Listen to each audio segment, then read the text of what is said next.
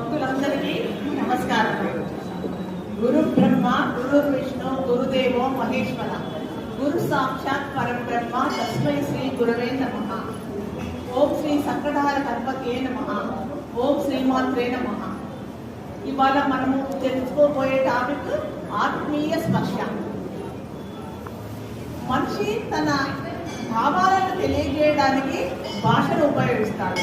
అంటే తన మనసులోని ఆలోచనలను కోరికలను తెలియజేయడానికి భాష రూపంలో తెలియజేస్తాడు. అంటే మనం తెలుగు వాళ్ళమైతే తెలుగు వాళ్ళ, హిందీ వాళ్ళైతే హిందీ భాషలో తన భావాలను తన ఆలోచనలను ఇతరులుగా పంచుకుంటారు.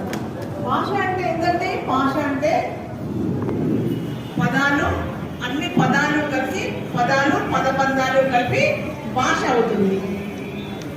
ఒక్కొక్కసారి